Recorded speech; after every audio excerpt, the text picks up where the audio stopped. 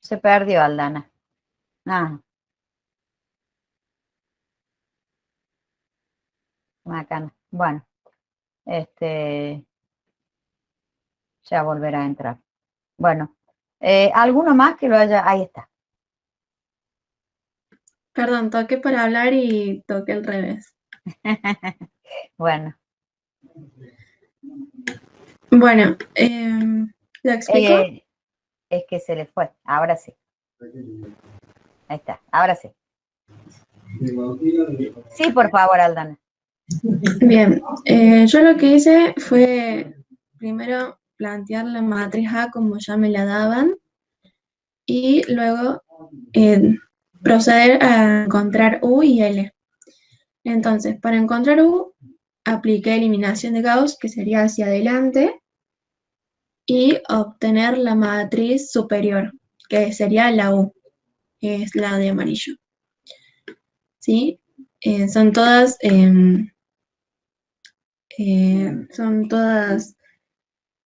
eliminaciones elementales de fila. Y luego, para encontrar L, ya habiendo encontrado U, apliqué lo que es la fórmula que ya aparece en las filminas, que sería aplicar digamos, la fórmula que sería A5, digamos, en la matriz original, dividido el primer número, sería A11. Y para el segundo, que sería L31, debo dividir el elemento A31 de la matriz A sobre A11. Esto para encontrar L1, perdón, la matriz L. Luego, para encontrar la matriz... Uy, toqué sin querer. Mira. Para tocar la otra matriz, el otro número, mira, el L23, L32, perdón, tengo que utilizar el último elemento modificado. Es decir, como está modificada por la eliminación de Gauss, tomo los valores anteriores a que me quede 0 en la matriz U. Entonces, sería dividir, en este caso, la última alteración en el lugar que yo quiero encontrar sobre el elemento 2,2. Y así es como obtengo la matriz L, que sería inferior. No sé si está bien explicado, profe. Profe, está muteada. Gracias. Bueno, sí, Aldana, está digamos, muy bien explicado, pero quédese un instante acá que yo quiero hacer preguntas para que nos demos cuenta que no hace falta memorizar todo. Es más, yo no memorizo nada, ni lo quiero hacer. Fíjense, la matriz LEF está formada por la sucesión de cocientes que fue necesario hacer a la matriz A para encontrar la matriz U. Y esa sucesión de cocientes la aplicamos para digamos, a partir de una identidad, generar una matriz triangular inferior. Dado que la única parte que se altera, ¿sí? La única parte que se altera, lo único confuso es el elemento B5, ¿sí? Que luego tiene una alteración en el elemento B14 de la matriz U, ¿sí? Y esa digamos, que alteración no replica en el elemento B19. Eso es lo único confuso. Lo demás no es confuso. Es para digamos que explicar. Aldana puede mutearse un instante, porque me parece que... Ahí está, gracias, hija. Decía que lo único confuso es el elemento B5, que luego migra al elemento B14 y que en la matriz U tiene una alteración y en la matriz LEF no tiene, en la matriz L, es decir, el elemento B19 no tiene alteración alguna. Es lo único confuso.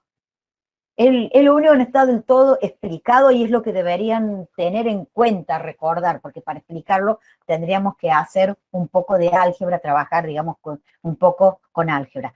Alcanza que recuerden que digamos, o sea, que la diagonal principal de la matriz LEF no se altera. Porque acá estamos haciendo el ejemplo en una matriz 3×3. ¿Y cómo haríamos para otros casos? Entonces, alcanza que recuerden que la matriz L, que tengo que usar en el método LU, tiene su diagonal principal inalterada. ¿Sí? Eso es importantísimo que tengan en cuenta. Y los coeficientes, por ejemplo, el A21 y el A31 tienen exactamente los cambios que sufrió la matriz U para alcanzar su estado de hacerse cero. Entonces, el coeficiente que uso para llegar al elemento A19 y A20, ¿sí? Son exactamente los coeficientes, respectivamente, que usé para alcanzar el 0 en el A14 y el 0 en el A15. Son exactamente los mismos. Entonces, la primera vez uno se fija en la filmina que le dice el F21, que es el cociente de A21 sobre A11, el F31, que es el cociente de A31 sobre A11. La primera vez uno tiene que ser prolijo y organizado, cumpliendo lo que le dice la filmina paso a paso. Y luego de hacerlo, detenerse y hacer este análisis que estamos haciendo ahora, ¿sí? Y fíjense que el coeficiente, ese que quedó marcado exactamente, que es el B20, proviene, el B20, o sea, de la verde, de la LEF, proviene de hacer cero el coeficiente, ¿sí?, de la matriz U, el B15. Pero el B15 tiene dos aplicaciones, dos modificaciones, porque en realidad tiene la modificación, o sea, tiene una modificación indirecta, tiene una propagación de modificaciones. ¿Por qué? Porque el coeficiente B5, que es 7, muta a el coeficiente B14 por necesidad del que está a su lado, del 0 que está a su lado. Por eso muta. No muta por ninguna otra cosa. Entonces, el cociente que tengo que hacer, el último cociente, es el de B6, ¿sí? El que tendría que hacer 0, dividido no el B5, sino el B5 que mutó a B14, ¿sí? Eso es lo que tengo que tener en cuenta cuando yo avanzo en una matriz 4×4, una matriz 5×5. El coeficiente que yo voy a tomar es el último, ¿sí? Que en este caso sería, si yo quiero generar, esta es una lógica para todos los coeficientes, quiero generar el B20, yo tengo que irme a la matriz original y ahí tengo el numerador. Es decir, el coeficiente B6 es el numerador. Y luego me voy a la matriz U definitiva y digo, ¿en cuánto quedó el coeficiente sobre el que yo tendría que, digamos, dividir originariamente? Que el originario sería el B5. Bueno, en cuanto, o sea, acá mutó una vez, pero podría haberlo hecho muchas veces. Entonces me tengo que ir a la matriz U y decir, mutó hasta quedar definitivo en el B14. Entonces ese es el denominador que tengo que usar, el último que se alteró, porque ese tuvo muchas alteraciones. En este caso es una sola, pero esta lógica que acabo de explicar es la que se tiene que usar para si yo tengo una matriz 5 por 5, 20 por 20. Entonces tengo que irme a la original, a la matriz A, tengo que usar tanto la matriz A cuanto la matriz, tengo que usar la matriz A y la matriz, a ver, esperen, y la matriz U, ¿sí? ¿Se entendió, chicos? Sí, profe. ¿Hay alguna duda? Aldana, digamos, aclarar algo. Yo no entendí muy bien esto último que acaba de comentar. Aldana, ¿puede explicar otra vez cómo hace para obtener el coeficiente B20? Ok. Bien. Este sería la última modificación de A para obtener la matriz superior, es decir, U. Bien. Y acá, como lo tengo que obtener dividiendo estos dos, no puedo usar 0. Entonces tengo que utilizar la última modificación para obtener L2, 3,2. ¿Se entiende ahora? Claro, pero porque la matriz U que ella tiene ahí ya es la matriz final. O sea, Claro. lo que está queriendo decir es que cuando uno va formando la matriz L, siempre lo hace respecto a la última modificación. Claro. Claro, así es. Sí, sí. Ah, claro, yo porque a las matrices las armaba al mismo tiempo, digamos, siempre mandaba L. O sea, cuando yo hacía una sustitución para eliminar, digamos, por ejemplo, para hacer 0, la segunda fila de mi matriz A. Y ya directamente ese coeficiente lo mandaba a L. A la identidad, claro. Claro. Claro, mientras Claro. estaba. Claro, entonces Claro. me había Claro, que confundido porque. es lo que dije desde el inicio. O sea, las operaciones que yo aplico a A en coeficientes son las mismas que aplico sobre la identidad originaria. Así de sencillo. Son las mismas, nada más. A ver, L por U, chicos, me da A. O sea, son dos matrices que emergen para que uno pueda, a partir de la identidad, es como si uno estuviera buscando la, digamos, inversa verdaderamente, nada más que las operaciones elementales, o sea, uno no pone la matriz acá y la matriz, o sea, que identidad, y aplica sobre esta identidad todas para encontrar la inversa. Porque si no, no sería el algoritmo que estamos construyendo entre todos. El algoritmo que se construye para LU, es decir, a la matriz LEF le aplica las mismas operaciones que hizo para la matriz U, nada más que la matriz U es sobre A y es la mandataria de los coeficientes, ¿sí? Y la matriz LEF es la matriz, acá les estaba diciendo mal, chicos, porque yo les estaba diciendo sobre la rosada y es sobre la que está pintada en blanco, ¿no? No sé si ahí quedó claro, ¿no? Es siempre sobre los últimos coeficientes, ¿sí? Es sobre los últimos coeficientes. Es decir, el último coeficiente no nulo que tengo de 3,2 es menos 0,19. Y el último coeficiente no nulo que tengo de 2,2 es 7 0,00333. Lo que pasa que acá estaba la matriz amarilla, la matriz U, y entonces, y acá estaba la rosa, entonces, verdad que pensé que como que no veo tan bien, pero digamos que no se vayan a confundir. Siempre son los últimos coeficientes, sencillo. Es sencillo. Los últimos coeficientes para encontrar a la matriz L, tengo que tomar, yo para hacer, o sea, para hacer 0 en la matriz U, yo me tengo que fijar. En la matriz U tengo el coeficiente que está en la celda B15. Ese tiene que ser 0.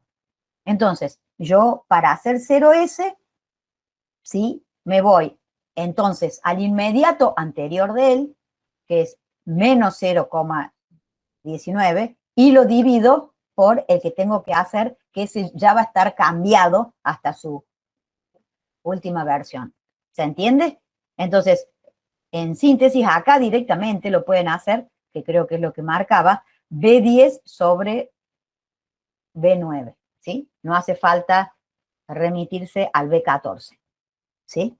Bien, entonces ese es el coeficiente, es decir, sencillamente se posicionan, yo hice 0 este coeficiente. En la matriz U, el coeficiente B20, si yo me voy a la matriz U, es el coeficiente B15. Ese se hizo 0. ¿Con qué se hizo 0? Con los dos últimos, o sea, con los coeficientes que yo usé para hacer 0, eso es lo que tengo que usar acá. Así sencillo. Y lo mismo hago con 3,1 y con 2,1. Y si fuera agregando otros, siempre los que se hicieron 0, ¿qué usé para hacerlo 0? Ese es el algoritmo para entenderlo y hacerlo fácil, nada más. O sea, y ustedes a la matriz U la van a ir generando por sentido común. O sea que es muy sencillo. De lo que generaron por sentido común de la matriz U, lo aplican a la matriz identidad. Y lo de la triangular inferior se van a convertir en coeficientes que no son ceros, porque son los que usaron para encontrar U. ¿Se entiende, chicos? Bueno, Aldana, si quiere explicar qué hizo después. Ahí tiene L y tiene D. Muy bien. Sí. Bueno, yo las ubiqué así por ¿cómo se llama? Multiplicaciones de matrices, ¿no? O sea, esta es la que yo desconocía, sin embargo la fui completando a medida que iba resolviendo. Es decir, acá hay que despejar D, y yo conocía estas dos nomás. Entonces fui pivoteando, digamos, y esta iba a ser igual que esta. La D1, la D11, iba a ser igual a B11. Esto acá le pongo B. Ahí está. Perdón. Bueno, sí. O sea, perdón, Aldana. Fíjense que uno lo puede escribir así, y es perfecto como lo he escrito, ¿sí? Porque los D y los B son vectores, filas, ¿sí? Que ella los ha puesto directamente, 3 vectores filas forman una matriz 3×3, ¿sí? Entonces, ella lo ha puesto como un producto de, o sea, matrices, que en realidad se puede interpretar así, pero sería más conveniente porque tendría que transponerlo esto. Como son todas 3×3, no hay problema, pero tendría que transponerlo, claro. Entonces, Bueno. claro, porque si no, daría lugar a mucha confusión. Por el hecho de que, claro, porque en la multiplicación de matrices acá le queda, digamos, dado vuelto D. Ah, claro. Claro, claro. Pero como acá es todo 3×3, no importa. ¿Está bien? Pero estos D y B son vectores y que tienen la misma idea. Son vectores filas los dos. ¿Sí? Si fuera 3×2, por ejemplo, esto no se podría hacer. Acá se puede hacer, pero son todos 3×3. Entonces, hay que tener cuidado con eso, pero igualmente ella anotó que acá está. Yo lo que haría es no ponerlo como si fuese un producto de matrices, para que, o sea, ponerlo a L arriba, póngale, como para que nadie dude que estamos hablando de un producto de, digamos que matricial, ¿no? Entonces, claro, o igual a la altura de D, si usted quiere. Correr todo lo verde a la altura de D. Pero no dejar indicado esto porque podría sugerir que estamos haciendo un producto y en realidad no es un producto. Tendríamos que girar la fila en pi sobre 2. Lo que es fila tendría que ser columna. Pero la lógica que ella usó es correcta, ¿sí? Si bien lo presentó en forma como si fuera producto de matrices. Entonces, ¿qué es lo que encuentra cada vez ella? Ella tiene D1, D2 y D3. Primero usa, por ejemplo, 1, 0, 0. Que 1, 0, 0 que usa, ¿me lo puede marcar? Bueno, claro. ¿Ese? Ah, sí, Claro, pasa que el 1, 0, 0 que ella usa es el primer vector fila de la matriz identidad. ¿Sí? Entonces, eso es lo que hay que tener bien claro, porque yo estoy buscando el primer vector columna de la inversa de A. ¿Sí? Bueno, entonces, pero como es igual, otra vez, es lo mismo, entonces no se mareen. Tengan en cuenta que lo que uno está buscando es el vector columna de la inversa de A, que no lo va a encontrar acá. Acá lo que va a encontrar es D, que es el vector segundo miembro. A ver, es un intermedio en el proceso. Y cuando yo pongo 1, 0, 0, o sea, L por D, D1, D2, D3, y pongo digamos que en el segundo miembro 1, 0, 0, ¿sí? Lo que estoy haciendo es buscar los coeficientes, ¿sí? O sea, quiero buscar D1, D2, digamos, D3. ¿Para qué? A ver, veamos un D1, D2, D3. por ejemplo. Sí, a ver, cuando usted puso, o sea, para encontrar la primer columna de la matriz inversa de A. Sigamos nada más que eso. ¿Esta? Digamos. Para ¿Lo que está en encontrar, rojo? para encontrar la primer columna de la inversa de A. Es decir, toda la primer columna. Bueno, Ahí está. Eso. casualmente, como dice usted, está como mal posicionado, así que está un poco, puede confundir, porque se usa primero esto para hallar esta. Por eso la había escrito así yo y pensé que estaba bien. Y bueno, Claro. para encontrar, iba encontrando de abajo para arriba. Claro. Y para encontrar esta primer a ver, marque que vamos arriba. Arriba. Marque de esta B, ¿qué es lo que usé para encontrar una sola columna? Dígame, usamos esto, o sea, digamos, de la matriz B, ¿usamos cuál? Usamos toda la primera fila. Para la matriz B usamos la primera fila. Márquela digamos, a toda la fila con. Bien. Para encontrar este elemento usé toda esta columna y toda esta fila. Digamos, así, y para esta usaba solo estas dos y estas dos nomás. Y esta así. Luego esta, uy. Sí, así digamos, es la columna esta, usaba todo esto, toda esta columna y esta fila.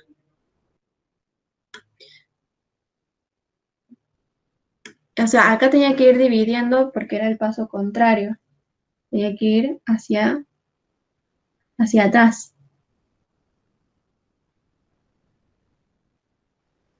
Claro, en esa última empezás de abajo.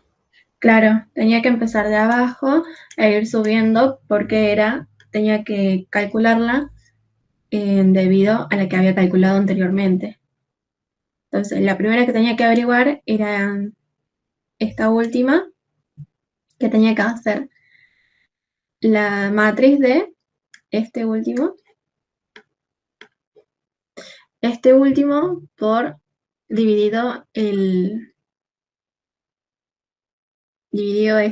que está acá seleccionado en violeta. Después, el de arriba tenía que encontrarlo, digamos, de la matriz D, restándole lo que es el producto entre la fila U. Y el de arriba, como explicaba recién, era debido a los resultados, digamos, este elemento menos todos los otros que ya había calculado anteriormente por la Aldi, multiplicación. Sí. tengo una pregunta, ¿no sería al revés? Digamos, la fórmula que vos escribiste ahí arriba en el Excel, no iría al revés. Pero vos fíjate, en el elemento más de abajo, el que sería el J16, ¿viste? Sí, Sale de dividir el J20 por el I20, ¿o no? Porque es el primero. sí, O sea, estás como despejando X1. sí. Ahora, cuando tenés que despejar X2, ¿no sería el elemento J19 dividido, bueno, todo lo del otro lado? Pero vos en la fórmula lo pusiste al revés. Es como si hubieras pasado dividiendo J19.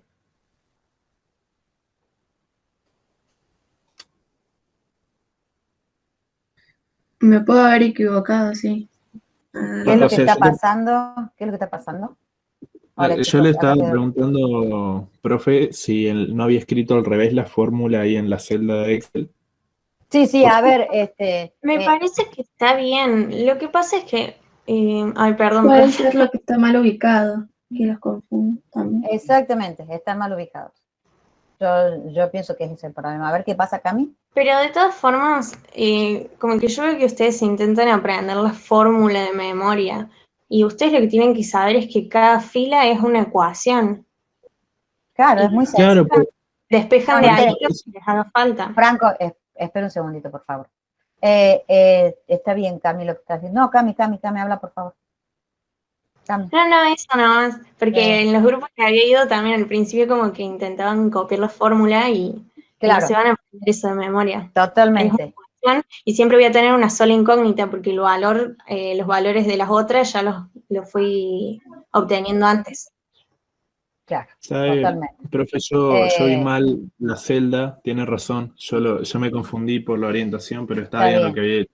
Perdón, Claro. confundí al Está bien. bici.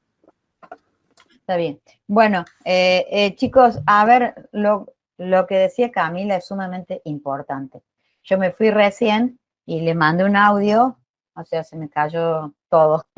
Y bueno, lo que está diciendo Camila es re importante, que es lo que decía yo en el grupo 4, que estábamos con Aldana y con Franco, y bueno, y con otros más. Lo importante es que uno haga caso a la lógica de la filmina y luego de hacer caso se detenga y mire, como eso que explicamos recién con el tema de los coeficientes. Hay que ver qué lógica utilizó, qué pasó, qué estaba haciendo. O sea, tienen que aprender a que no pueden ver un trabajo hecho e ir copiando cómo está hecho. Las filminas están preparadas para que ustedes puedan avanzar guiándose en ellas, pero esa guía es una ayuda, no es que le va a dar el resultado, no está hecho y no debe estar hecho, ¿sí? Porque ustedes deben aprender a seguir algoritmo que está requete contra claro en la filmina. Entonces, luego de eso, decir, ¿qué hice yo? Porque uno se da cuenta a primera vista o no. Fíjense que L, si yo me voy a la parte verde, ¿sí? Eso que ha quedado exactamente, L son los coeficientes de una matriz que multiplicado por D1, D2, D3 me da 1, 0, 0. Así sea fila o columna, 1, 0, 0. Me da 1, 0, 0, nada más, nada más. Es decir, yo no quería que me lo indicara como lo está indicando ahora, porque en realidad eso está traspolado, pero no importa. Imagínense que está escrito nada más que la columna J, nada más que la columna J de B, nada más que y ese es un vector. La columna J de B es un vector, ¿sí? El 1, 0, 0 es el 1, 0, 0, columna J solamente, por favor. Aldana, márquemelo nada más que la columna J. Yo voy a hablar de un solo paso y lo demás es exactamente igual. El 1, 0, 0, ahí está. Nos vamos a concentrar nada más en cuál es el algoritmo para encontrar la primera columna de la matriz inversa de A. Entonces, yo lo que tengo como dato es lo que Aldana acaba de pintar de B, nada más, lo otro no existe, 1, 0, 0. Y por otra parte, eso es el segundo miembro, y por otra parte, en el primer miembro, tengo un sistema de ecuaciones que es 1 por D1 más 0 por D2 más 0 por D3 igual a 1. Luego está 0,033333 por D1 más 1 por D2 más 0 por D3 igual a 0. Luego está 0,1 por D1 más menos 0,00271 por D2 más 1 por D3 igual a 0. ¿Qué hacen? Reconstruyen el sistema. ¿Y qué hay que hacer ahí? De ese sistema hay que despejar D1, D2, D3. Fíjense qué bobo que es. Entonces, la primera ecuación se me hacen 0 en el primer miembro, tanto el segundo como el tercer término, con lo cual me queda D1 igual a 1. Y ya está. Con ese valor de D1 lo llevo a la segunda ecuación de la parte verde, ¿no? Lo llevo a la segunda ecuación y puedo resolver el primer término. Es decir, 0,033 por D1 más D2, el tercer término es 0, igual a 0. Entonces de ahí puedo despejar D2. Con el valor de D1 y el valor de D2 que obtuve de la primera y la segunda ecuación, me voy a la tercera y reemplazo 0,1 por D1, que ya lo obtuve, menos 0,0271 por D2, que ya lo obtuve, más D3 igual a 0. Miren qué sencillo que es. De ahí despejo D3. Entonces ya tengo D1, D2, D3. ¿Qué me falta ahora? Vamos abajo, por favor, Aldana. Entonces, ahora, son todos cálculos. Esto es D1, D2, D3 que acabo de encontrar. Entonces, ahí está bien, hija. Está bien, no importa que vuelva acá. Esto es D1, D2, digamos, y D3 que acabo de encontrar. Ahora, la matriz U multiplicado por X1, X2 y X3, que los X1 y X2 y X3 ahora lo que yo estoy buscando es la primera columna de la inversa de A. Entonces, yo escribo esto diciendo 3 por X1 menos 0,1 por X2 menos 0,2 por X3 igual a 1. Luego, 0 por X1 más 7,003 por X2 menos 0 por X3 igual a menos 0, luego 0 por X1 más 0 por X2 más 10 por X3 igual a menos 0,100. He leído el sistema pintado, o sea, que el sistema que se genera entre la zona amarilla, es decir, la matriz U, y el vector segundo miembro de la columna J desde el elemento 18 al elemento 20, que era D, el vector D que acaba de encontrar. Y todavía estamos en un único objetivo, encontrar la primera columna de la inversa de A. Entonces, el X1, el X2 y el X3 incógnitas de este sistema son nada más ni nada menos que la primera columna de la inversa de A. Entonces, yo voy acá y hago, en vez de distinto de lo que hice antes, entre la verde y la, digamos, y el vector B, ahora que arriba fui haciendo una sustitución hacia adelante, ahora hago una sustitución hacia atrás. Si yo les doy el sistema, no hace falta que memoricen qué significa. En cuanto lo empiezan a hacer, se dan cuenta. Yo, en la verde, para encontrar los coeficientes D, empecé de la primera fila y fui hacia la última fila, hacia adelante. Por eso se llama sustitución hacia adelante. Y a medida que obtenía los coeficientes, los reemplazaba e iba buscando los otros. Y acá hacemos lo mismo, nada más que empiezo de la última fila y voy hacia atrás. Por eso se llama sustitución hacia atrás. Es decir, que el primero que encuentro es la incógnita X3, ¿sí? Despejando en la última fila, en la fila 20, ¿sí? Bueno, entonces, ¿qué encuentro? El elemento, ¿sí? De la primera columna de la matriz inversa, pero el último elemento. Con ese valor voy a la fila inmediata anterior, reemplazo y encuentro el elemento de la segunda columna, digamos, dentro de la columna de la matriz inversa, estoy en la primera columna, el elemento inmediato anterior.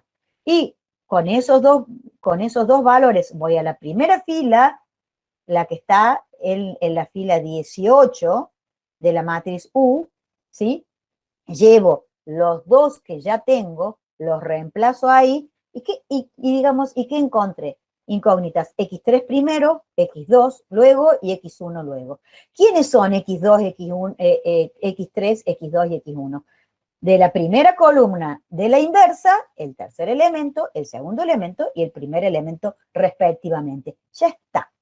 Esa es la lógica que tengo que replicar luego. ¿Qué tengo que hacer entonces? Tengo que irme a la zona donde dice B, violeta, y elegir otro vector segundo miembro. Acá, como está transpuesto, es igual pensar en la fila que en la columna, porque la identidad es una matriz simétrica. Entonces, lo llame como lo llame, tengo que poner en B, en lugar de 1, 0, 0, tengo que poner 0, 1, 0.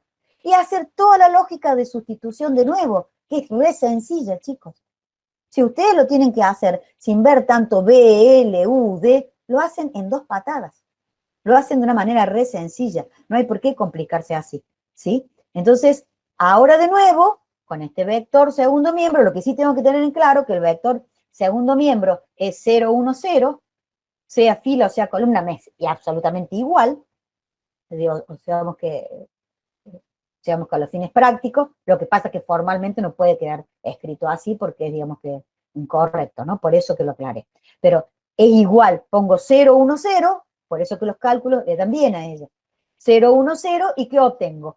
Un nuevo kit de D1, D2, D3, haciendo los procesos de sustitución hacia adelante con la matriz pintada en verde, que es L, no tengo que hacer cambios. Lo único que cambié fue el vector B, segundo miembro, con lo cual voy a encontrar 3 de 1, de 2, de 3 distintos. Esos de 1, de 2, de 3, digamos, distintos, otra vez, son los que voy a usar junto con la matriz U para encontrar la segunda columna de la inversa de A. Entonces encuentro la segunda columna de la inversa de A y la voy componiendo, ¿sí? Por último, uso el vector 0, 0, 1, ¿sí?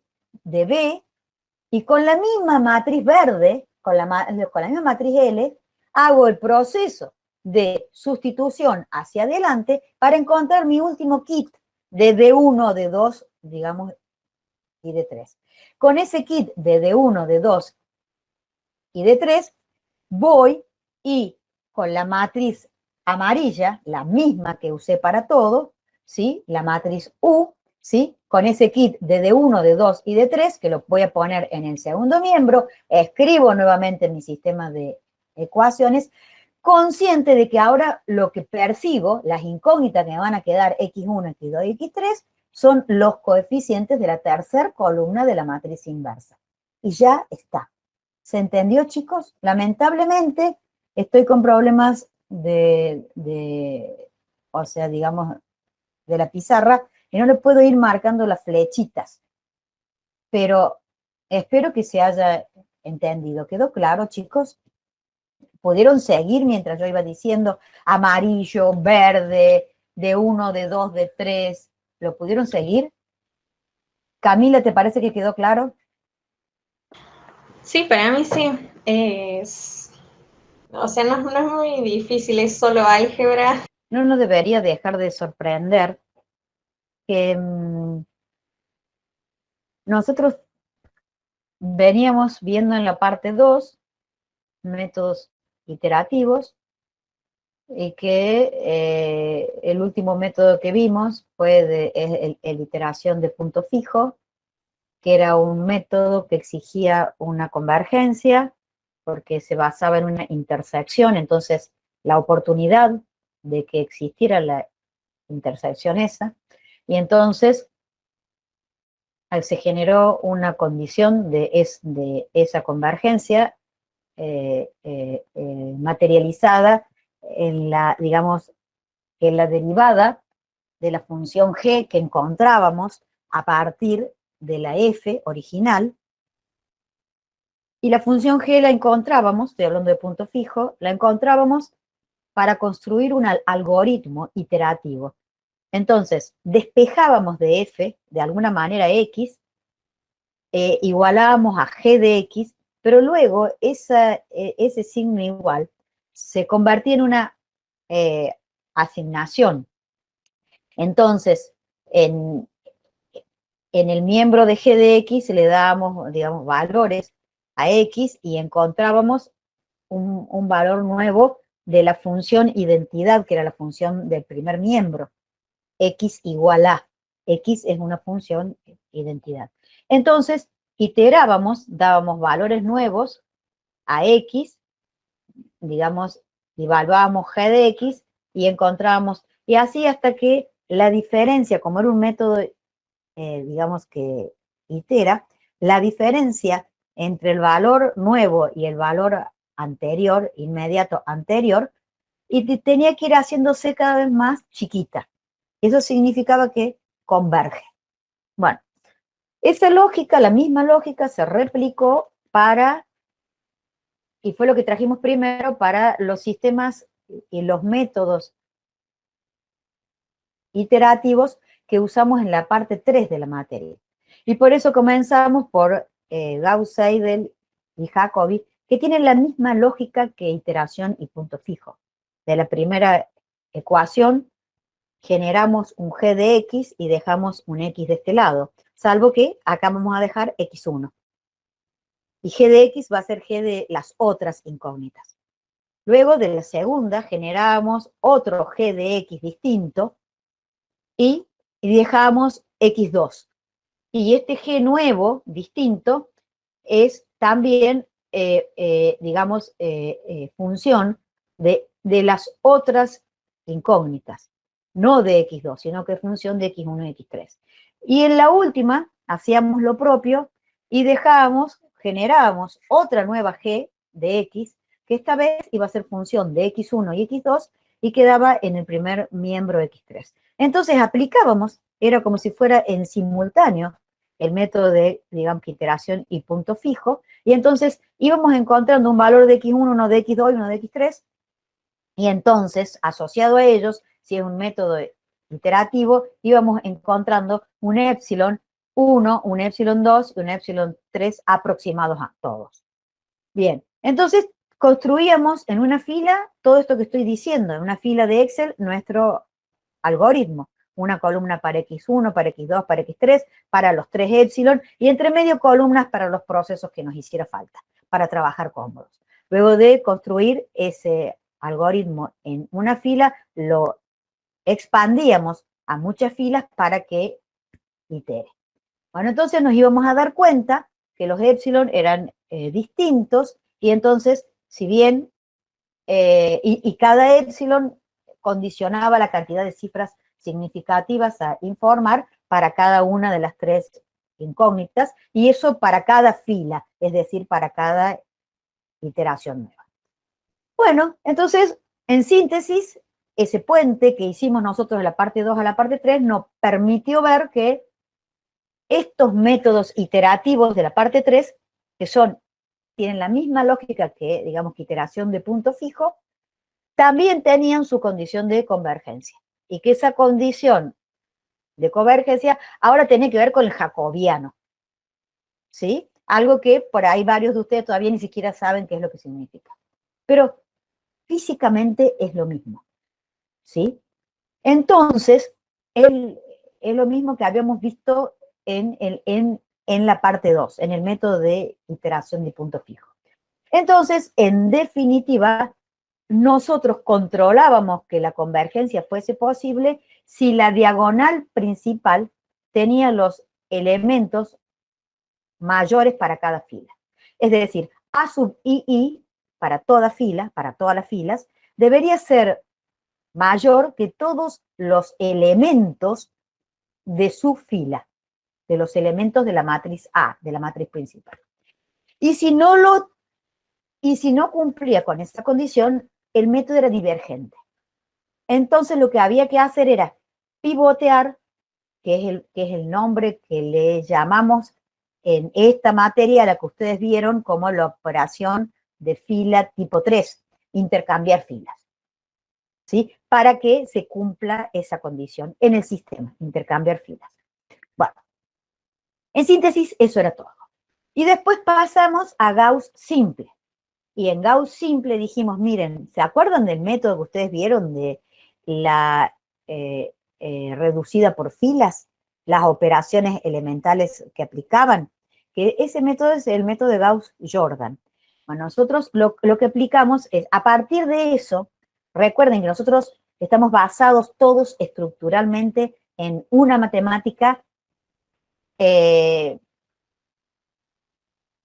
validada, por decirlo de algún modo. Y nosotros, dentro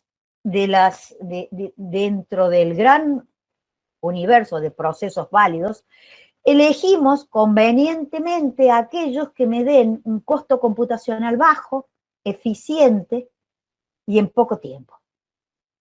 ¿Sí? Entonces, nosotros del algoritmo que ustedes vieron en álgebra o análisis, no sé cómo se llama, pero esto de tener una matriz y encontrar su reducida por filas, nosotros lo que decimos, primero, vamos a trabajar con matrices cuadradas, número 1.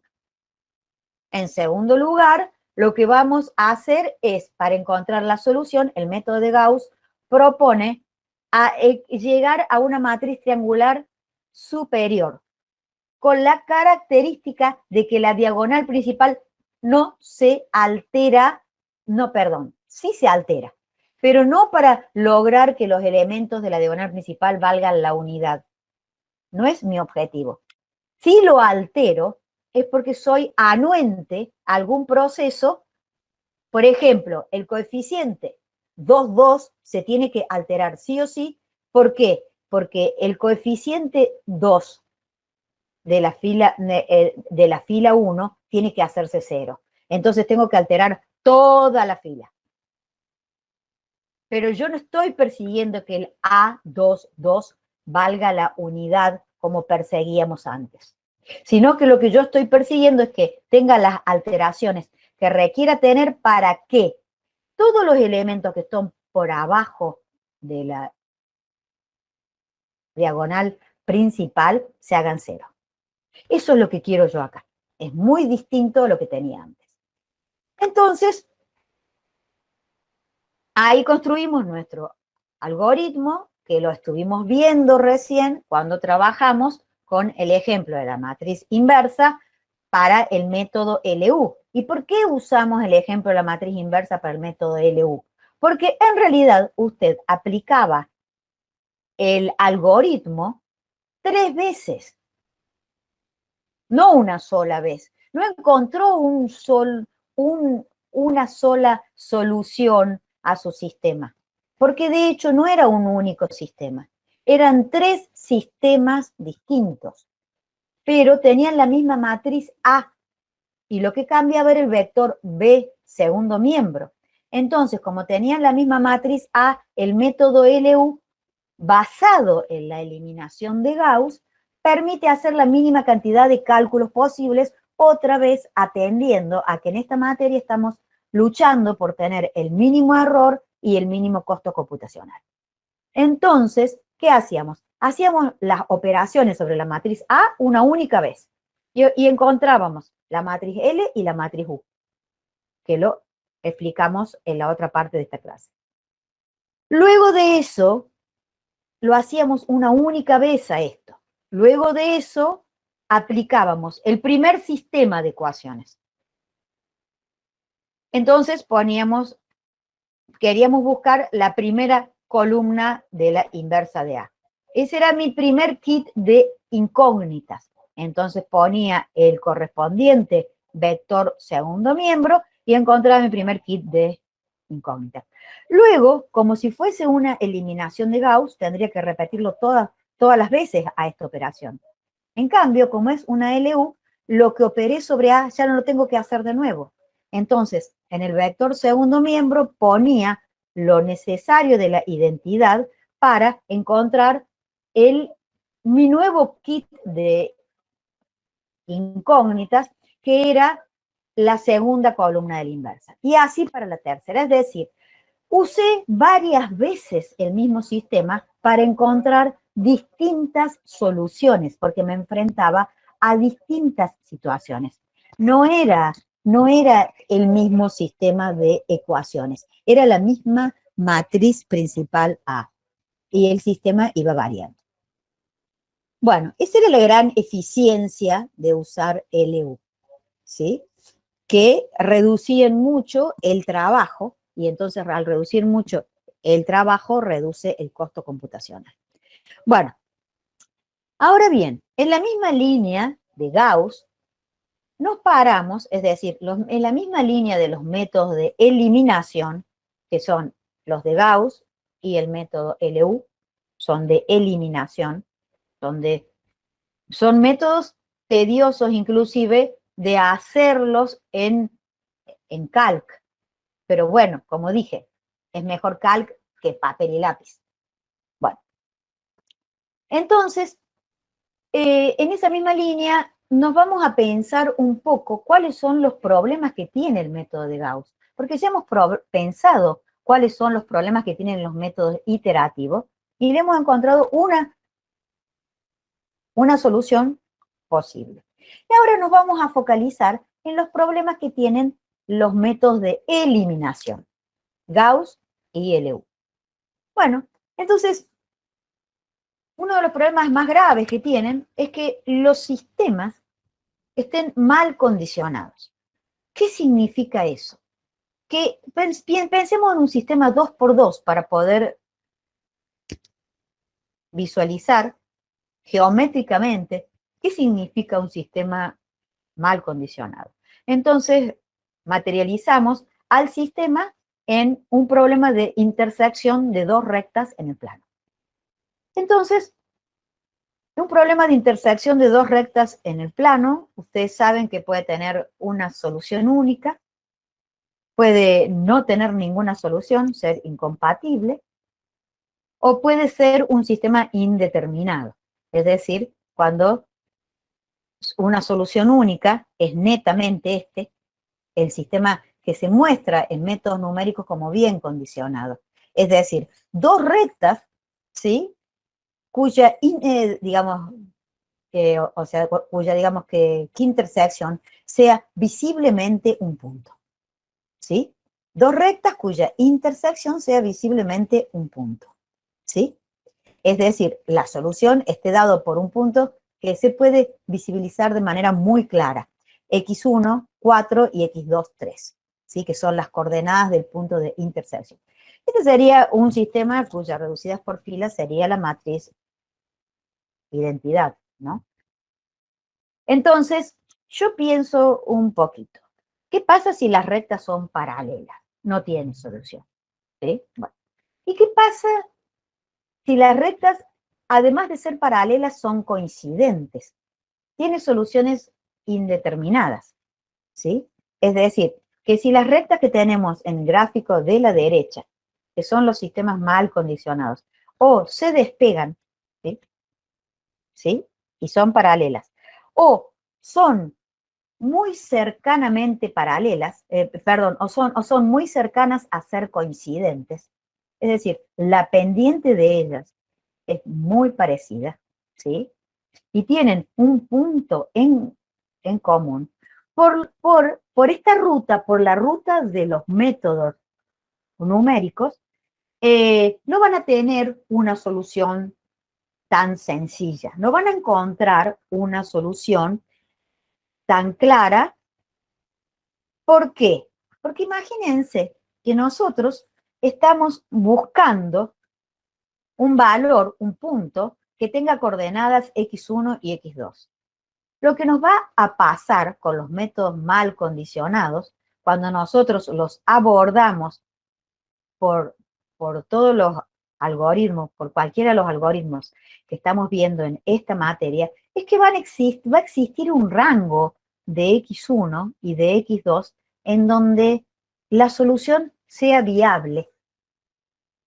Pero fíjense que el rango entre x1 y x2, en donde la solución es viable, si los métodos, si el sistema está muy mal condicionado, como lo intenta expresar esta gráfica, es un rango muy amplio para x1 y un rango muy amplio para x2.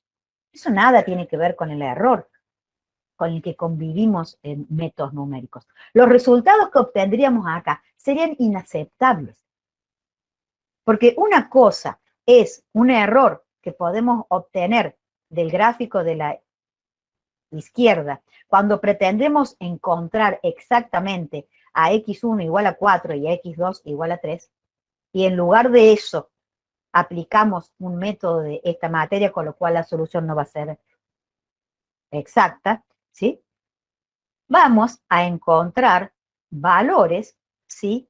Que van a tener algunas cifras que se agreguen al 4 y al 3, que hacen que se aproxime lo suficientemente bien a 4 y a 3. ¿Sí? Van a tener algunas cifras que son, digamos, no del todo exactas. Vamos a tener un valor aproximado. Pero una cosa es encontrar un valor aproximado de la solución y otra cosa es encontrar una zona ambigua, inconsistente para la solución, como lo muestra el gráfico de la derecha. Y eso es lo que quiero recalcar mucho, porque lo que decíamos antes de hacer este break era que nosotros en los métodos de iteración de esta parte cuantificamos el error. Lo cuantificamos, ¿sí? Y siempre va a ser un error aceptable, ¿sí? Que va a ser producto de trabajar con un sistema como el de la izquierda.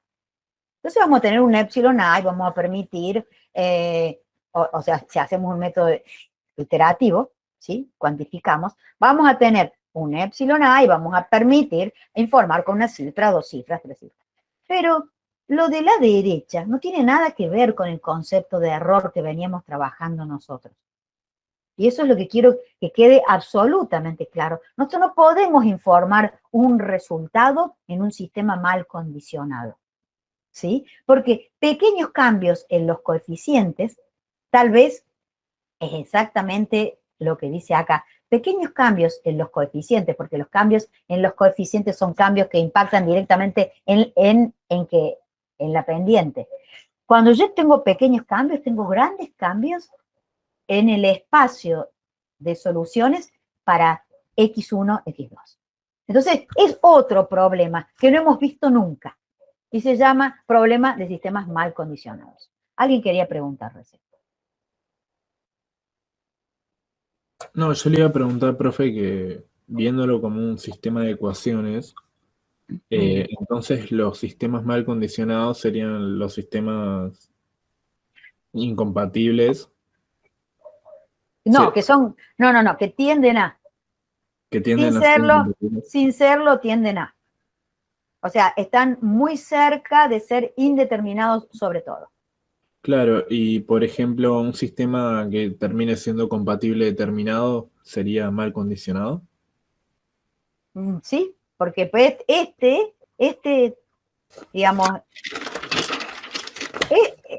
este de la derecha es un sistema que tiene una única solución. Pero el problema es que si lo aborda por métodos numéricos, va a tener problemas. Si lo aborda por álgebra y, digamos, y despeja, va a encontrar x1 igual a tanto y x2 igual a tanto. Tiene una única solución. Mientras que si lo aborda por esta ruta, o sea, por las rutas que estamos viendo acá, puede caer en muchísimos problemas y poder informar cualquier barbaridad. O sea, ya no es un error que se asocia a lo que informo. No se puede informar. Es una situación grave. Entonces, tengo que tener conocimiento y tengo que tener claro que tengo que evitar manipular sistemas mal condicionados. ¿Se entiende eso? Sí. Bueno, entonces, ¿cómo vamos a hacer para mejorar las soluciones? Claro, ese ejemplo, si yo le hiciera un zoom, y si le hiciera un zoom muy grande y más grande todavía, el ejemplo que acabo de pasar, ya la cantidad de cifras, y si fuera avalando más cifras significativas, entonces, es decir, le hago un zoom, cambio de escala, agrando, hasta que llega un momento en que usted puede visibilizar realmente que hay un único punto. Entonces, una de las formas de solucionar es usar más cifras significativas. ¿Sí? Porque si yo uso más cifras significativas, es como si estuviera legitimando una escala que tiene un zoom bien grande. Entonces yo realmente ahí encuentro que digamos que la intersección no va a estar en el orden de la unidad, sino en el orden de las 5 cifras, por ejemplo, digamos no nulas. Entonces, el uso de más cifras significativas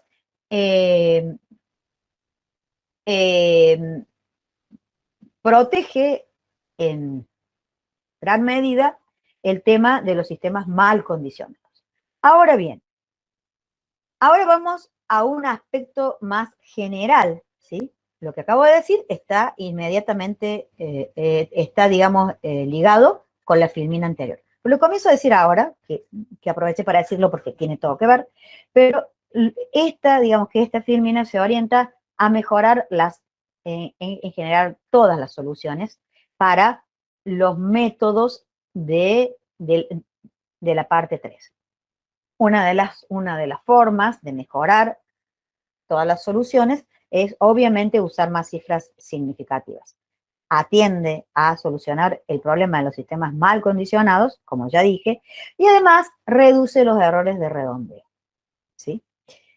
El pivoteo, esto de intercambiar filas, ¿sí? Está pensado para evitar la división por cero. O sea, si el coeficiente A11, por ejemplo, es 0, estoy en un problema.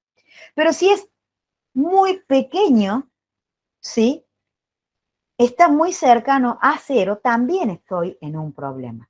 Entonces, el pivoteo es importante intercambiar filas, ¿sí? Cuando yo tengo los coeficientes que van a aparecer en mi algoritmo en el denominador, ¿sí? Que estos coeficientes sean lo más grande que se pueda.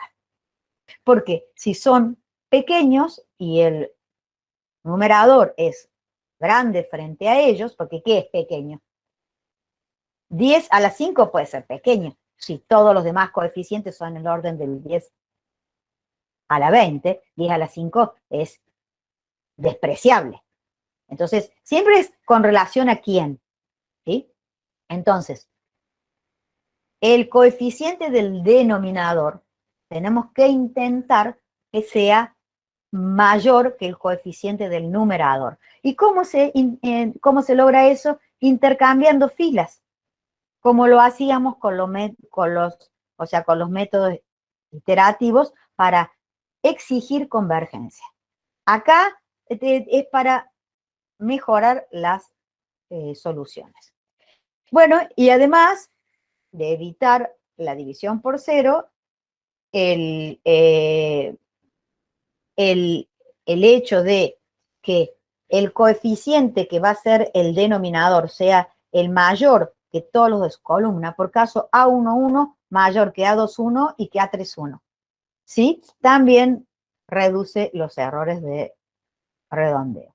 Entonces, una de las estrategias que vamos a usar, ¿sí? Es una de las técnicas para mejorar el método de Gauss simple, es pivotear. Antes de empezar a andar, ver si el coeficiente que va a aparecer en esta iteración como denominador es el mayor de todos los numeradores. Si es así, si no es así, intercambio filas intentando conservar esta lógica.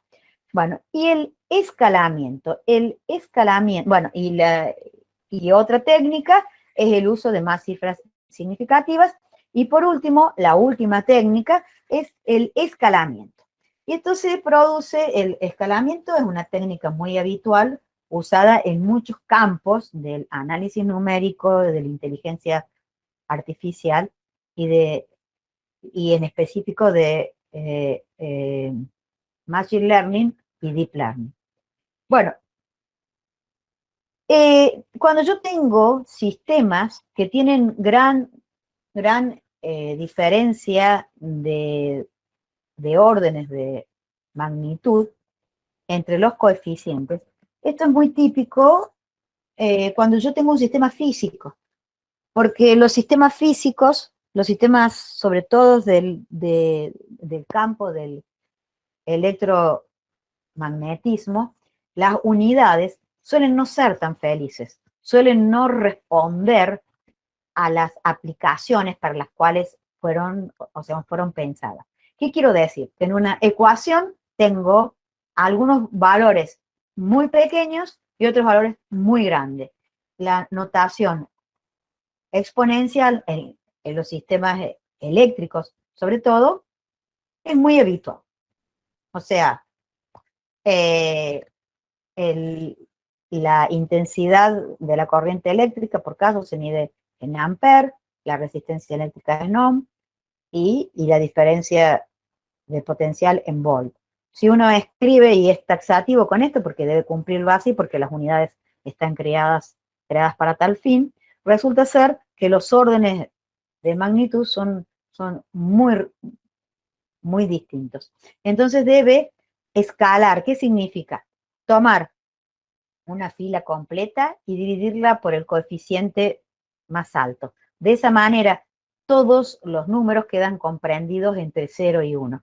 Entonces, esta es una forma de escalar, no es la única. Hay muchísimas que las van a ver en otras materias, cuando apliquen filtros, en imágenes. Van a encontrar muchas formas de escalar, pero en definitiva intenta solucionar un problema en donde tengo coeficientes con orden de magnitud muy, muy distintos, y eso acarrea grandes errores de redondeo, ¿no? Que lo hemos visto en la parte 1 en la parte 1 de la materia, cuando uno resta una magnitud de otra que tienen distinto orden, pierde totalmente la información de una de las dos si esta tiene un orden de magnitud mucho más pequeño que la otra.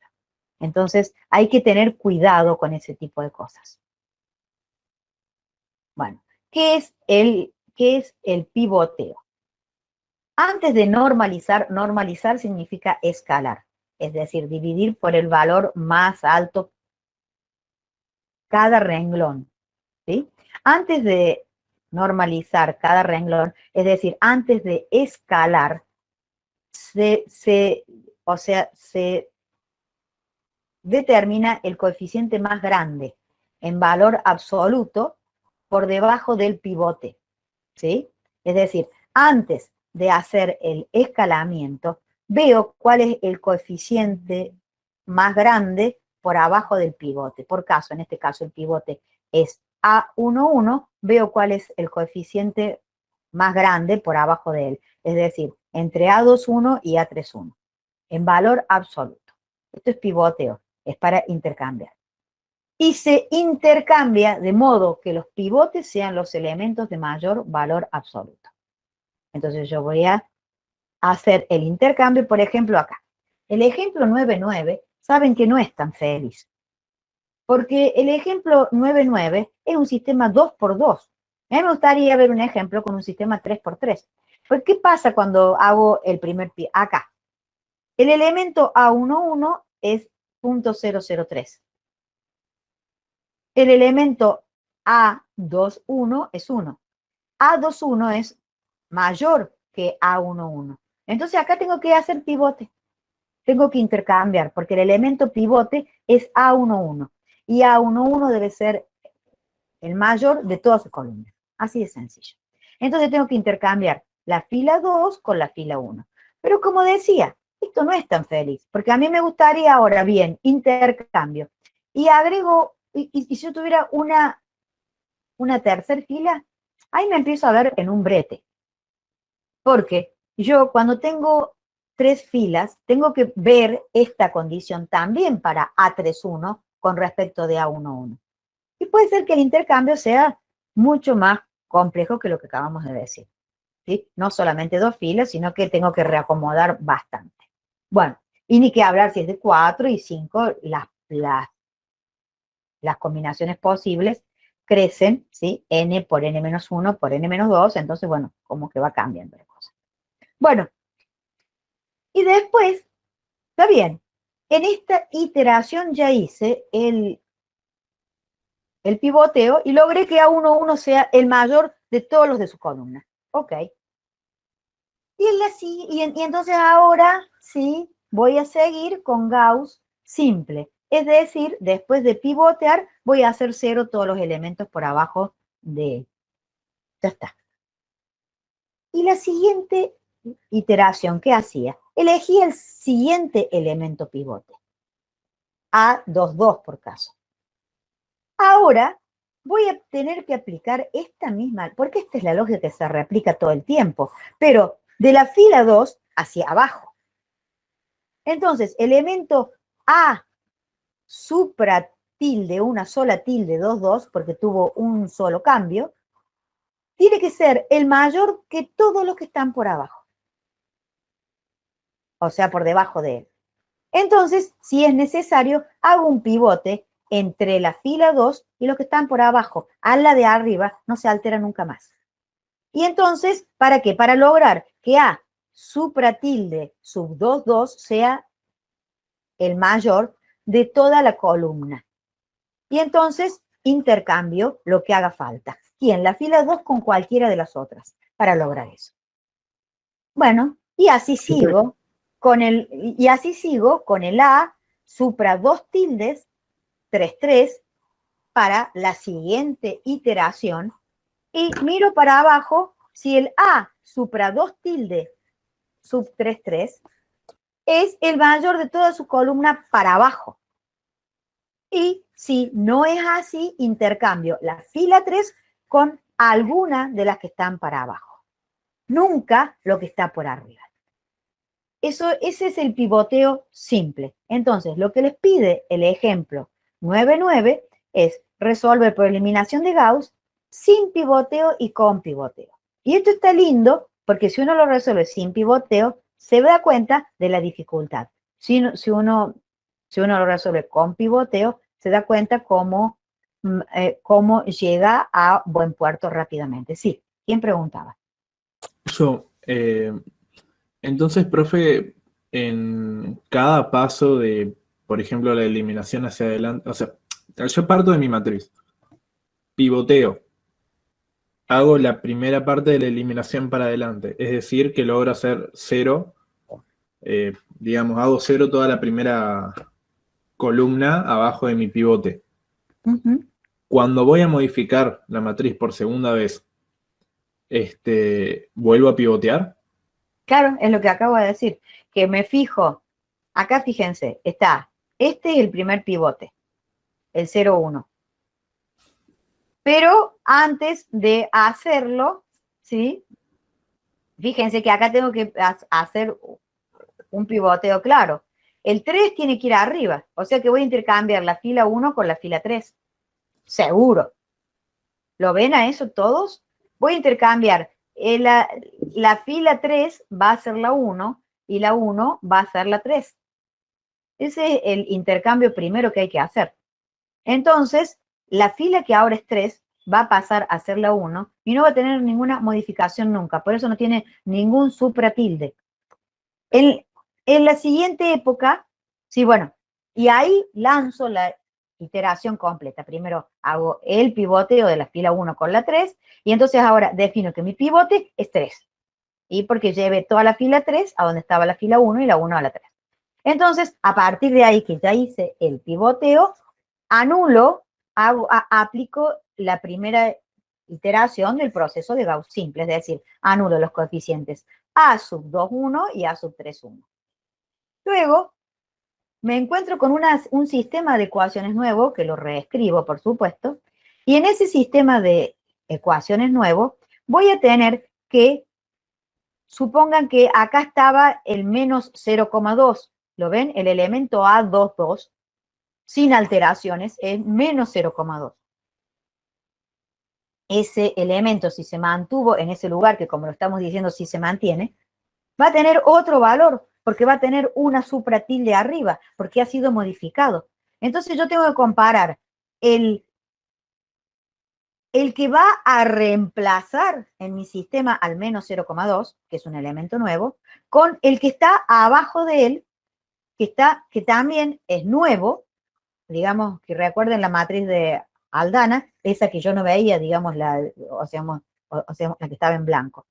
Bueno, el menos 0,1, es decir, el A sub 3,2, viejo, también va a tener una supratilde, o sea, que ya no va a ser más menos 0,1. Es decir, que en mi siguiente iteración, donde ya se han hecho 0 los coeficientes del primer pivote, para el segundo pivote, no vamos a tener ni el valor de menos 0,2, ni el valor de menos 0,1. Es decir, no va a estar A sub 2,2 ni A sub 3,2, porque van a ser reemplazados por A supratilde y A supratilde en ambos casos. Un solo cambio. Entonces veré entre ellos si el A supratilde 2,2 es mayor que el A supratilde 3,2. Si es así, no tengo que intercambiar nada. Si no es así, tengo que intercambiar la fila 3 con la 2 para continuar mi proceso de sistema. ¿Se entiende? Y esta lógica se aplica en todo. Entonces, es muy lindo este ejemplo, mucho más que el otro. Bueno, es decir, una capa es hacer pivoteo, ¿sí? Es decir, el pivoteo es pararme en el primer pivote y ver que este sea el mayor, intercambiar y aplicar Gauss. Pararme en el segundo pivote, o sea, y terminé la primera iteración. Pararme en el segundo pivote, ver que este es el mayor para abajo de su columna e intercambiar si es necesario. Y aplicar Gauss. Pararme en el tercer pivote y así hasta el pivote N en todos. Bueno, esa es una lógica. Ese es un proceso, una de las técnicas que vimos recién. Otra técnica, recuerden que eran 3 técnicas. Aumentar la cantidad de cifras significativas, que no vamos a hacer un ejemplo ad hoc, sino que vamos a tratar de tener la mayor cantidad de cifras siempre. El segundo era el que acabamos de ver, y el tercero era el último, el escalamiento, que les dije que era una técnica muy usada. Se aplica cuando hay diferencias importantes entre coeficientes del sistema, lo que ocurre comúnmente en problemas de física por las unidades, lo que les conté recién. Cada renglón del sistema se divide por su coeficiente de mayor valor absoluto. Y le da un ejemplo. Este ejemplo quiero que lo resuelvan con escalamiento y sin escalamiento. En la primera parte de la próxima clase vamos a usar, y por favor, aludan a su sentido común. A ver, acá está dicho todo, más lo que acabo de decir que estamos diciendo en clase. Entonces, con escalamiento y sin escalamiento, lo único que me están pidiendo. Entonces, en este primer renglón, el coeficiente más grande es 100.000. Entonces voy a dividir el renglón completo por 100.000. En este segundo renglón, el coeficiente más grande es 2. Voy a dividir el renglón completo por 2. ¿Sí? Y entonces, a partir de ahí, voy a comenzar a resolver el sistema. Y voy a ver, primero lo voy a hacer sin hacer lo que acabo de decir, y después lo voy a hacer haciendo lo que acabo de decir. ¿Para qué? Para visualizar cuáles son las mejoras que me proporciona aplicar esta técnica. Como en la filmina anterior, visualizar las mejoras que me proporciona aplicar las técnicas de pivoteo. Todo sobre Gauss simple, en cada iteración sobre Gauss simple. Bueno, la descomposición LU ya la hemos visto. Este ejemplo lo hemos visto. Y si no me equivoco, no nos queda más que lo de normas vectoriales. Les dije que lo estudiar el número de condición, chicos, es muy importante que lo sepan. La matriz inversa se encuentra por el método LU, ¿sí? Y después el número de condición debe ser mayor a 1. Se encuentra el módulo de la matriz A, el módulo de la inversa de A, se multiplican los módulos, son dos números, ¿sí? La longitud de la matriz A y la longitud o la norma de la matriz A por la norma de la matriz inversa, y ese producto debe ser mayor a 1, ¿sí? Este ejercicio, chicos, es importantísimo. El ejemplo 10.4 es importantísimo que lo hagan. Fíjense que no tiene ningún concepto nuevo, nada más que presentarles que esta es la matriz de Hilbert. Van a indagar qué es la matriz de Hilbert para la próxima clase, googleando, como hacen ustedes todo, ¿sí? La matriz de Hilbert es una matriz que se construye a partir de una sucesión, de una serie. Fíjense que es evidente esto, ¿no? ¿Sí? Ven que va teniendo una lógica de construcción de la matriz. Bueno, pero googleen para qué sirve, qué es. Hoy en día todas estas contribuciones que son muy antiguas sirven para criptografía, para todas las cosas que ustedes usan hoy en día. Miren, casi el 100% de toda la tecnología que ustedes usan se basa en, digamos, en las contribuciones que hicieron grandes genios muy anterior a la era de la computación. O sea, que es requete contra, importante, gente que producía en matemática y producía cosas que no servían para nada, pero que eran muy bonitas. Y bueno, hoy en día esas cosas, además, son sumamente útiles. Criptografía, por ejemplo, no existiría si no existiera esto. Bueno, entonces es re importante para ustedes, por eso les pido que lo busquen, porque ustedes son todos, casi todos son muy computólogos, entonces lo van a usar hoy en día, ustedes seguro. El número de condición, fíjense que no hay nada nuevo. Hay que saber nada más que la inversa de A se calcula por el método LU. Obviamente, imagínense que es bien larguito calcular el número de condición de la matriz A, ¿sí? Es el producto de la norma de A por la norma de la matriz inversa, ¿sí? Y ese producto debe ser mayor a 1. El producto de la norma de A es un número y la norma de la matriz inversa, repito, es otro número. Tienen que llegar a dos números y eso tiene que evaluar mayor a 1. Tienen la matriz A, tienen que buscar su norma, que lo saben hacer, lo hicieron en álgebra. Yo no vamos a ver eso. Acá está, ¿sí? Cuáles son las normas, ¿sí? Profe, ¿Sí? ¿qué me indica el número de condición? El número de condición indica si una matriz está bien o mal condicionada, debe ser mayor a 1. Gracias. Por nada, hijo. Bueno, sistemas, 4 formas de detectar sistemas mal condicionados. Es muy importante. Una de las formas es escalar la matriz A invertirla. Encontrar la inversa de A escalada. Y si hay elementos en la inversa de A que son mucho mayores que 1, estamos frente a un problema. Multiplicar la inversa de A por A y estimar qué tan lejos está el resultado de la matriz identidad. ¿Sí? ¿Por qué? Porque si el producto de la matriz A por la matriz, o sea, por la inversa de A es la identidad, obviamente estamos frente a un sistema bien condicionado. Estamos muy lejos pero fíjense que hay que medir una distancia del producto, de la inversa de A por A.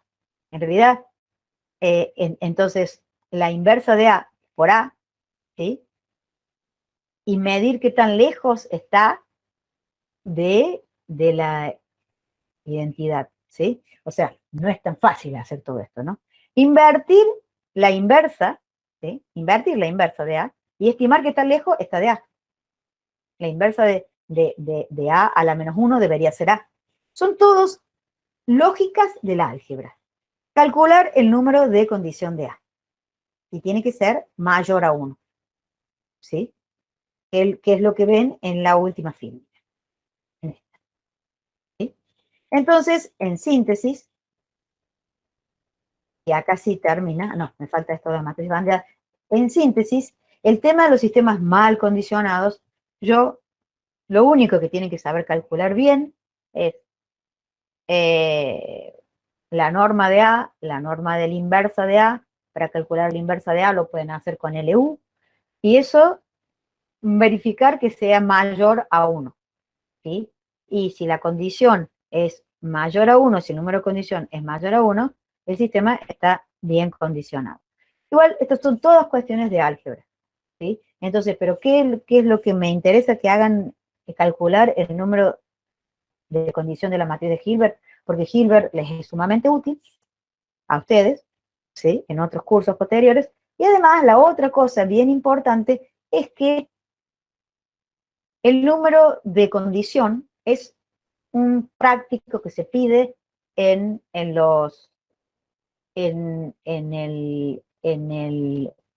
parcial práctico integrador. Entonces, no quiero que se encuentren con que no le dan calcular el número de condición completo porque les lleva un montón de tiempo. Le ponen todos los resultados, le dicen cuánto es este.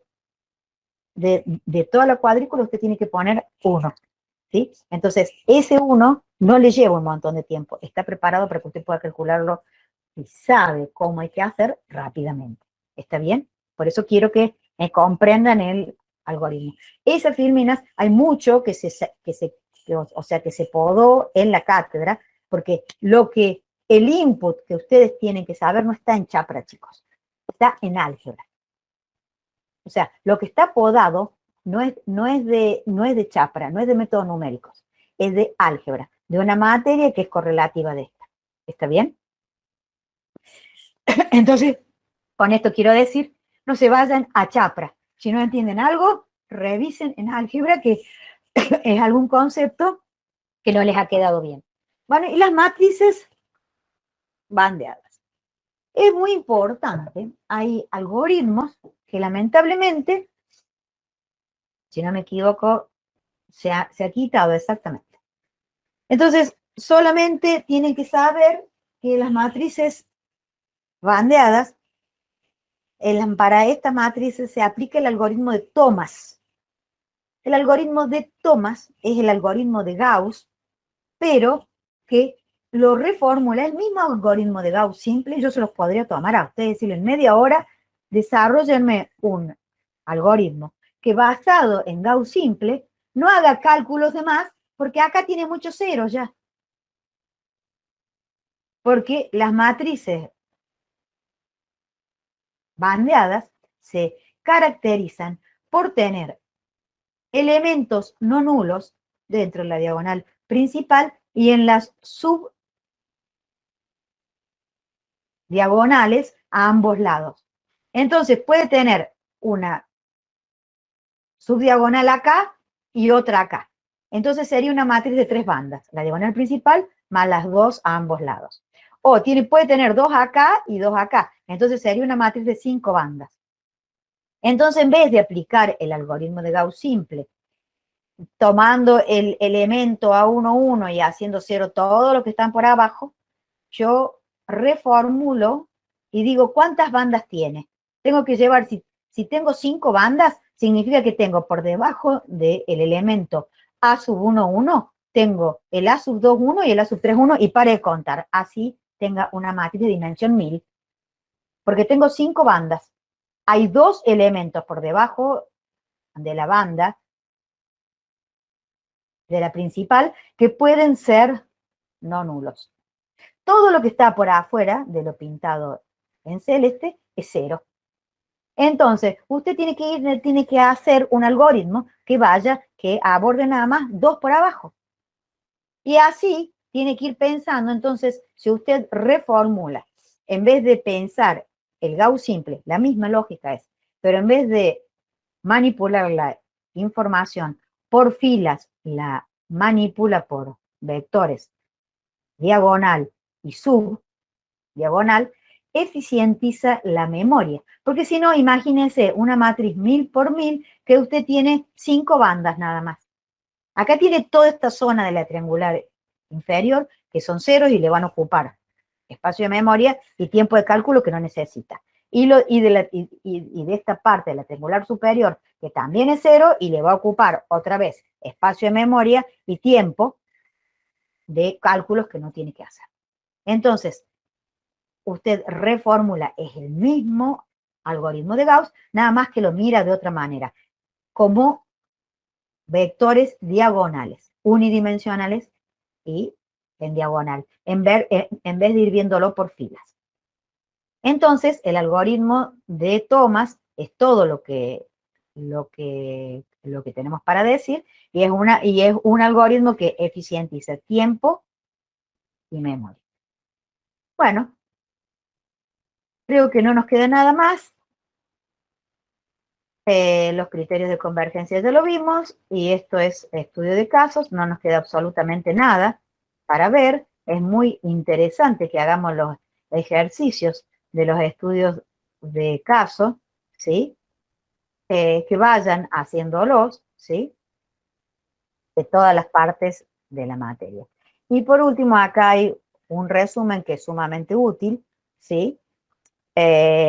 Fíjense de la eliminación de Gauss, cuáles son los 3 problemas importantes, cuál es la solución de la descomposición LU, cuáles son todos los problemas, cuál es la solución, y del método de Gauss y de Jacobi, acá están todos los problemas y cuál es la solución.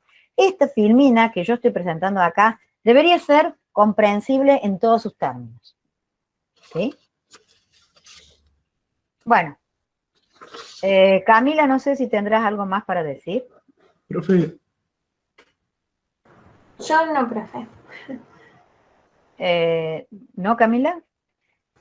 No, creo que se entendió todo. Bien. ¿Sí, Franco?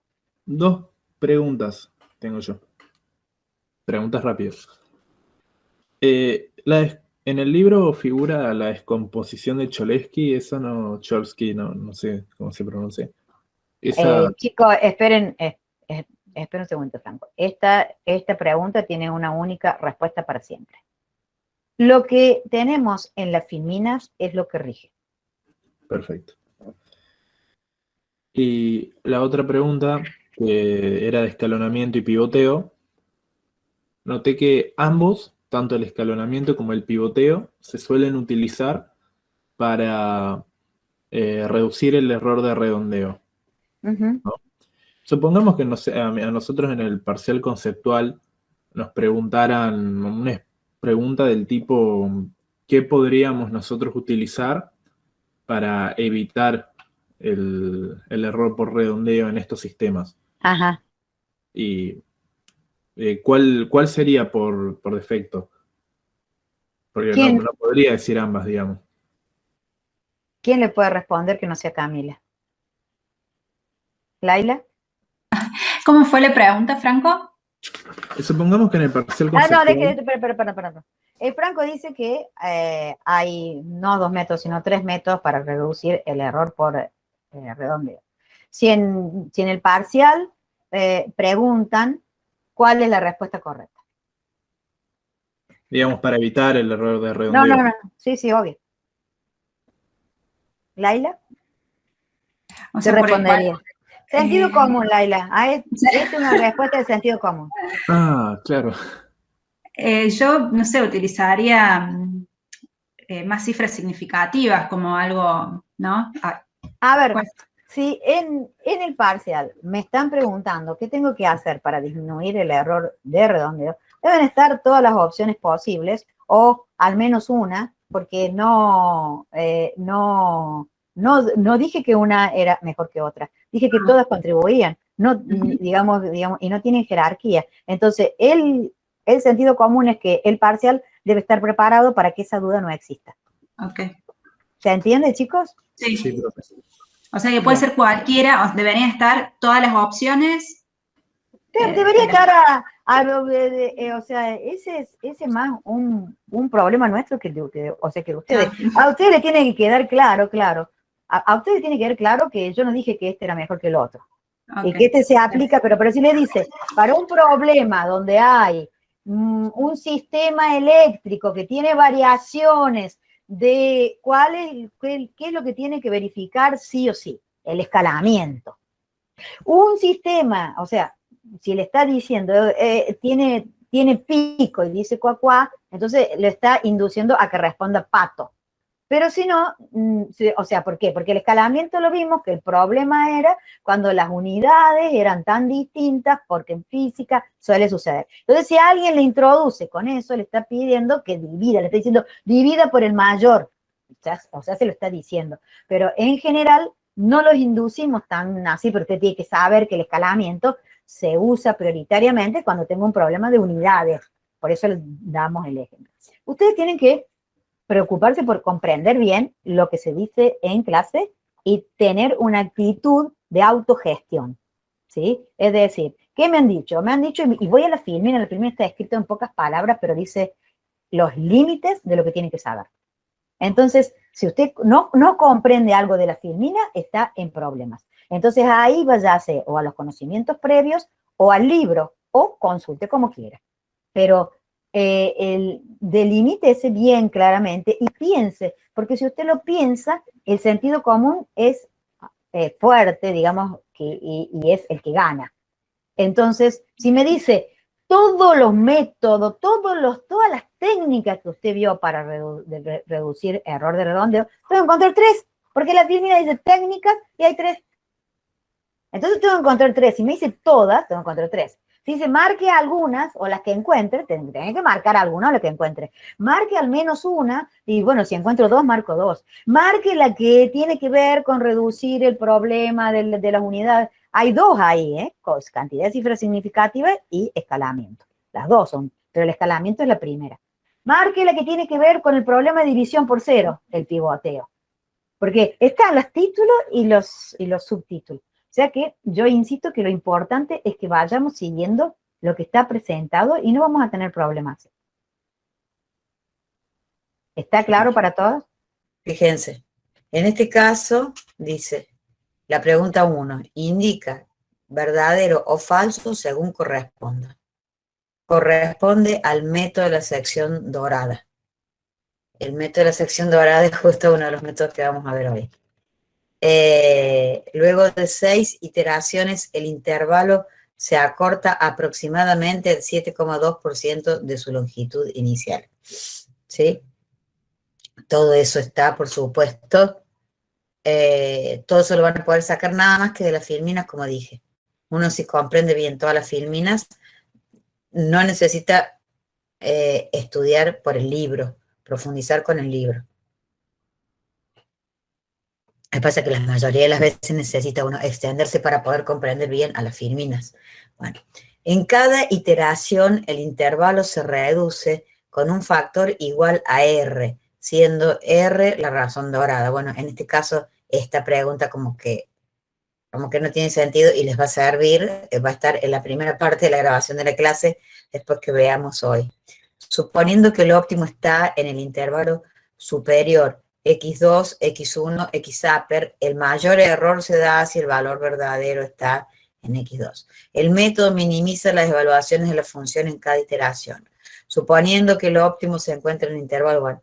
Y usted tiene que elegir en cada caso, porque fíjense, cuando uno despliega elegir, las opciones de elegir ahí son verdadero y falso. Se puede conocer a priori el error absoluto para un número de iteraciones dadas. Bueno,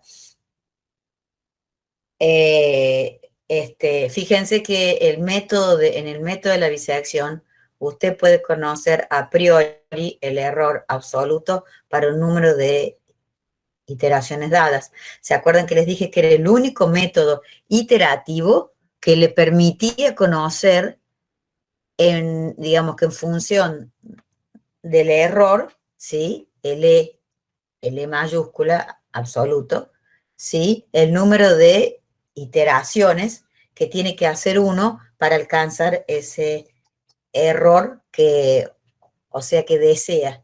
Bueno, entonces, obviamente, si puedo conocer el número n en función de ese error, puedo conocer, dado el error, dado n, cuál es, o sea, cuál es, digamos, que el error que voy a alcanzar. Entonces, depende cuál sea la variable, digamos que dependiente o independiente, tengo una relación que vincula E sub A deseado con N. Esa relación es válida en la bisección. Y se los dije, el único método iterativo, el único método de toda la materia. Entonces, desde ya casi que diría que es falsa, ¿sí? Sin haber visto, sin que hayamos visto, digamos, optimización, ya casi que diría que es falsa, porque yo puse mucho énfasis. La única vez que van a conocer, salvo que les mintiera, esta sería falsa. Bueno, recomendaciones para siguiente página. Entonces acá pasa a la siguiente página. Y entonces está la pregunta 2, fíjense. En el método de eliminación de Gauss, acabamos de verlo, la menor parte del trabajo computacional ocurre en la... Y acá tiene, si usted abre, para este solo signo de interrogación, está acá todas las opciones. Están todas las opciones. ¿Sí? Bueno.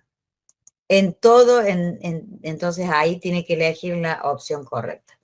El total de operaciones de punto flotante en esa parte tiende a, y si usted abre, ese es el doble signo, entonces vengo acá y están todas las, digamos que opciones, a medida que aumenta el tamaño del sistema.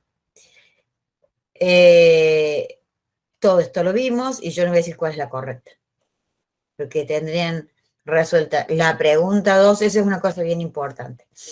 Acá, las consultas que hagan a Camila, no tiene que ver sobre cuál es la correcta acá. No tiene que ver por eso.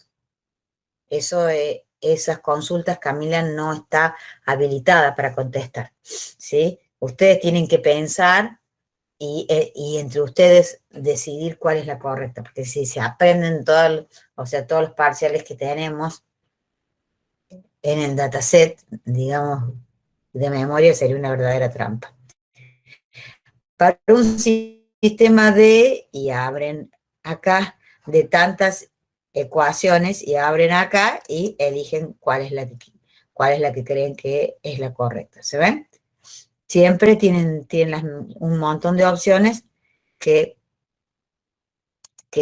bueno, para un sistema de ecuaciones, el número de operaciones de punto flotante del método es aproximadamente 7 por 10 a la 11. Acá, probablemente, si ustedes tienen la fórmula del sistema de la cantidad de operaciones que yo me acuerdo ahora, y no estoy estudiando para el parcial, y no me interesa acordarme de eso, o sea, no es tan complicado. Pero es para que sepan la profundidad de las cuestiones que tienen que recordar, ¿no? No es solamente conceptual, sino que hay que recordar algunos números. Y para hacer este cálculo, para que les dé este cálculo, porque es aproximadamente, para que les dé ese cálculo van a tener que usar una calculadora, por ejemplo, como esta. Una calculadora de las que tienen, y solamente este tipo de calculadora. No pueden usar calc, aviso. Está prohibido usar calc. El número de operaciones de puntos flotantes, el error, y van al que tiene 4 signos, que es este, para ver cuál es el error que está, aumenta para sistemas con dimensión, y van a este y completan esa frase. El tema es entender la frase que está diciendo y completarla. Bueno, ahora vamos a la siguiente. Eso es para que tengan idea de cómo se presenta, cómo se despliega un parcial. Indicar cuál de las siguientes afirmaciones son correctas. Es o son correctas, puede ser una o más correctas. En un sistema numérico de puntos flotantes, seleccione una o más de una. La aproximación por redondeo presenta sesgo. Esa es la parte 1 de la materia. En el capítulo redondeo estaba en el capítulo 1 o 2, no, en el capítulo 1. Y en el capítulo 3 está truncamiento. Recuerda los capítulos que tenían que ir viéndolos por su cuenta y que casi todo estaba en el libro de primer año, no solamente en el libro de Chapra, y esa era la única parte de la materia que tenían que seguir el libro paso a paso. Todas las afirmaciones son verdaderas. El épsilon de máquina es el menor número que puede representarse. El error relativo máximo, todo esto es para cultura general, en realidad no es de métodos numéricos. El error relativo máximo de la aproximación por corte es el delta de x sobre x, es menor que el épsilon sobre 2. El intervalo entre números aumenta según los números aumentan en magnitud.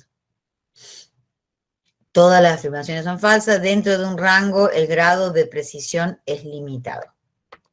Bueno, son todas respuestas que corresponden a las partes esas que en realidad este es un conocimiento previo que tienen que traer para esta materia, ¿sí?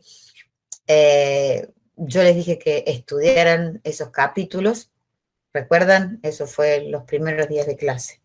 Creo que fue el primer día de clase. En relación a la aplicación del método de iteración de punto fijo con la función de iteración g de x y con el valor inicial x0 que se muestra en la figura. Este es el x0 que muestra la figura, acá está. Indicar cuál de las afirmaciones es correcta. El método converge de modo oscilatorio hacia la raíz. El método diverge monótonamente desde la raíz. El método converge monótonamente hacia la raíz. El método diverge de modo oscilatorio desde la raíz. Esa es fácil.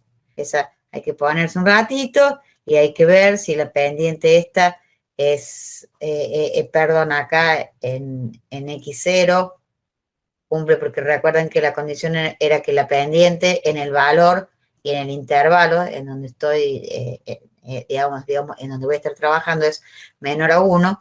Entonces, bueno, esta es como bastante obvia, ¿no? Otra más. Ya vamos por las 5. Indicar cuál de las siguientes afirmaciones son correctas considerando el método de la sección dorada. Otro método de la sección dorada lo vamos a ver hoy. ¿Cuáles de las siguientes afirmaciones son correctas? Bueno, como les va a quedar en la grabación, o sea, de la clase, saben que al inicio está digamos que la muestra de uno de los modelos de parcial. Es un parcial. Si yo vuelvo a hacer la prueba otro intento dentro de este mismo dataset. El año pasado, como ya les dije, se habilitaba de a 1 por día. No sé cuál es el criterio de la cátedra ahora.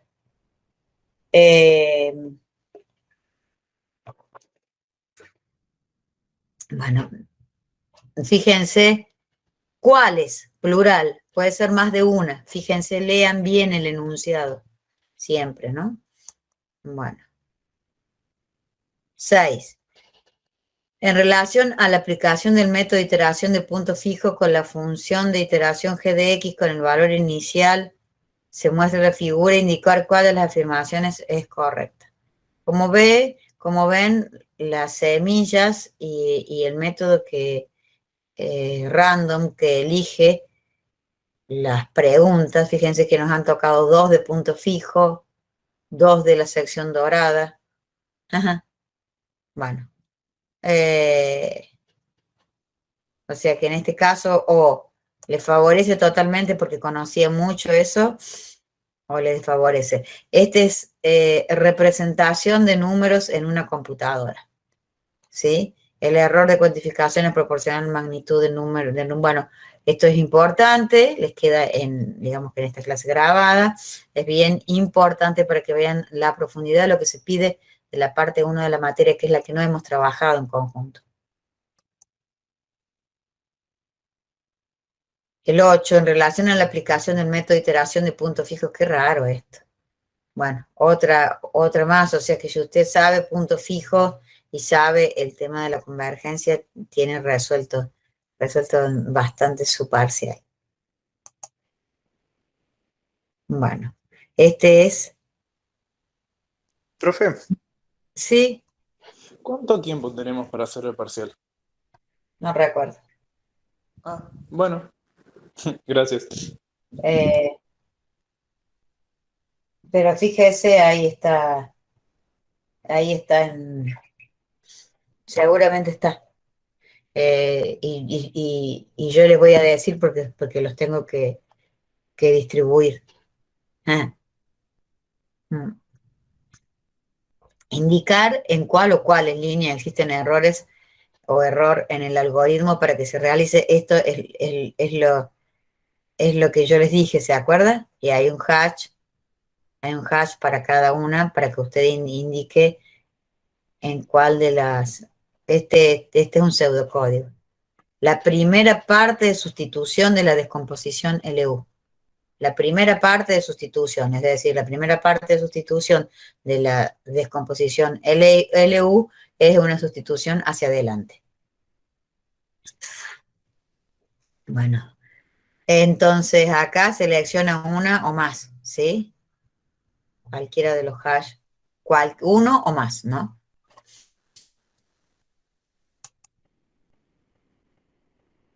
Y la pregunta 10, y acá terminamos, son 10 preguntas. Indicar cuál de las siguientes líneas es un error en el algoritmo para que se realice la segunda parte del método de eliminación de Gauss. La segunda parte del método de eliminación de Gauss es una sustitución hacia atrás. Entonces, a ver si... Y terminar intento. Me va a poner un 0. A usted le fue re mal. Bueno, puede volver al intento, puede enviar todo, ¿sí? Bueno, eso es para que vean un ejemplo del parcial, ¿sí? Y yo ahora me salgo de acá y me voy al tema del día de hoy. ¿Quedó claro, más o menos? Sí, profe. Bueno, me encanta. Me voy a dejar así.